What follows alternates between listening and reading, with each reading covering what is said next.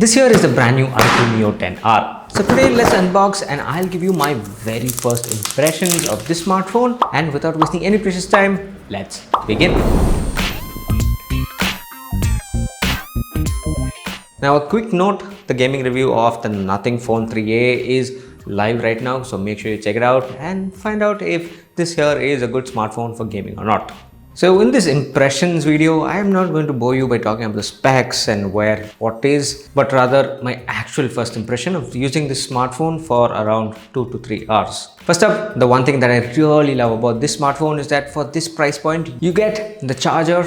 Yes, that is an 80-watt charger, a cable, a case. Of course, it's not that great, but still there is a case to protect your smartphone, a pre-installed screen protector, and some paperwork. So I think for this price, getting the essentials is definitely appreciated. Next up, the moment I took the smartphone in my hand, one thing that I straight up felt was this felt lighter and much more comfortable to hold on to. Now, I have the Nothing Phone 3a here, and this here is actually heavier than the iQOO Neo 10R and is definitely not as comfortable to hold like this one.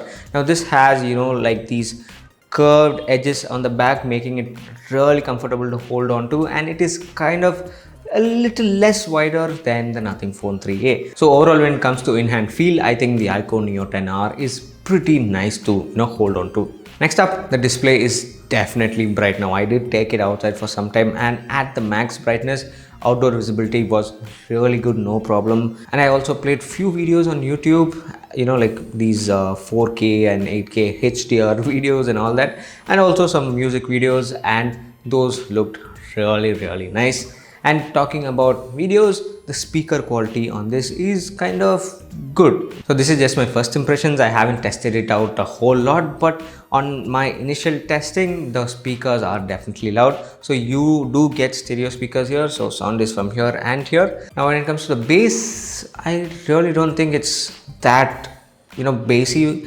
but still we'll have to do a lot of more testing. But as of right now, these speakers are good. Now I really like the placement of the power button and the volume key. It's kind of convenient, especially the power button. It's quick access, just falls really comfortably in your hand, and it's pretty good. So I like that.